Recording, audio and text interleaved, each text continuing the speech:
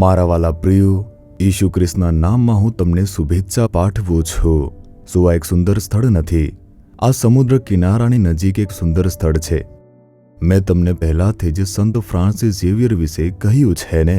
તેઓ જ્યાં રોકાયા તેની ટોચ પર સુંદર ક્રોસ છે। તમે અહીં મુલાકાત લઈ શકો છો, સરસ રીતે પ્રાર્થના કરી શકો છો। આવું એક અદ્ભુત અને સુખદ સ્થળ આ છે।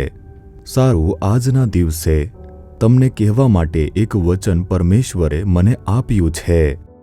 તે શું છે આશ્ચર્ય પામો છો? તમે બાઇબલની અંદર જુઓ, નીતિ વચનો તેનો 26મો અધ્યાય ને તેની બીજી કલમ। વિના કારણ આપેલો શાપ ઉતરતો નથી। શાપ, ઘણા લોકો ભારે પડી જાય છે કે આ વ્યક્તિ મને શાપ આપ્યો, મારી સાસુએ, મારી પુત્રવધુએ અથવા મારા માતા પિતાએ મને શાપ આપ્યો। તેઓએ કહ્યું છે કે હું આવો બનીશ, તેવો બનીશ, તેથી મારા હૃદયમાં પરેશાન છું।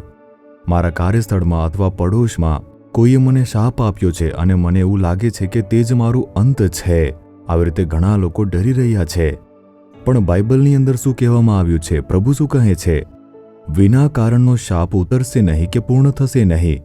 જે કોઈ તમને શાપ આપે એ શું ખરેખર એવું થશે? શું તે પૂર્ણ થશે? નહીં થશે। ધારો કે તમારા લીધે કોઈનું હૃદય દુઃખી થયું છે, પરેશાન થયું છે, કોઈ વિધવા, કોઈ અનાથ અથવા કોઈ ગરીબ, તમારા તિરસ્કાર ભર્યા શબ્દોથી તેમને દુઃખ થયું હશે, તેથી જ તમને તે લાગશે। તેથી આપણે કોઈને દુઃખ ન પહોંચાડવાની કાળજી રાખવી જોઈએ। તે ખૂબ જ મહત્વપૂર્ણ છે।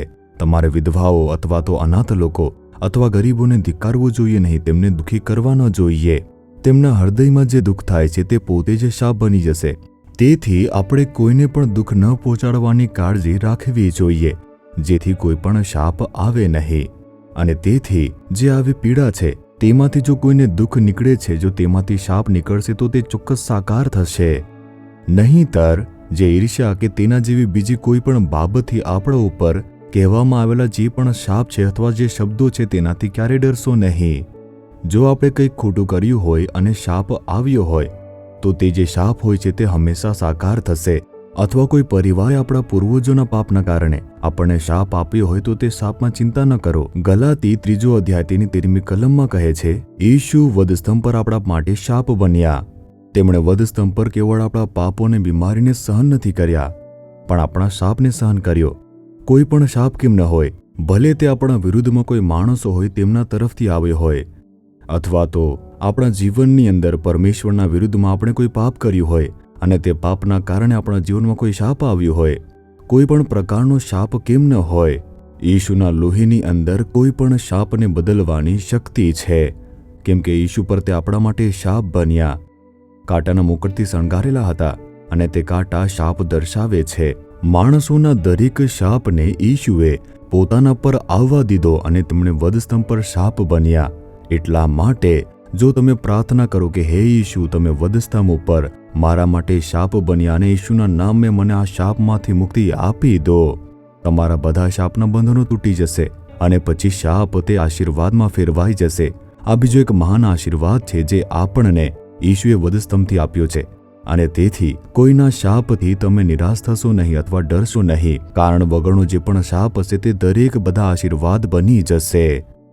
જો તમે ખરેખર શાપથી પ્રભાવિત છો તો ઈશુ પાસે આવો, વધસ્તંભ પર જુઓ, પ્રાર્થના કરો, તમારો શાપ આશીર્વાદ બની જશે।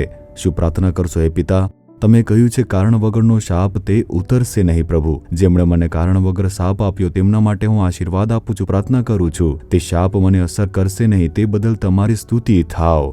તમે પેઢી દર પેઢી અમારા પરિવાર દ્વારા શાપને સહન કર્યો અને મારા પાપને કારણે થયેલા શાપને તમે વધસ્તંભ પર ઉચકી લીધો। ઈસુ ખ્રિસ્તના લહુથી તે શાપ અમારામાંથી દૂર થવા દો પ્રભુ, આશીર્વાદને રહેવા દો પ્રભુ। ઈશુના નામમાં પ્રાર્થના કરું છું, amen, amen. Jesus redeems Gujarati YouTube ચેનલને સબસ્ક્રાઇબ કરો। દરેક નવા કાર્યક્રમની માહિતી મેળવવા માટે બેલ આઇકન પર ક્લિક કરો।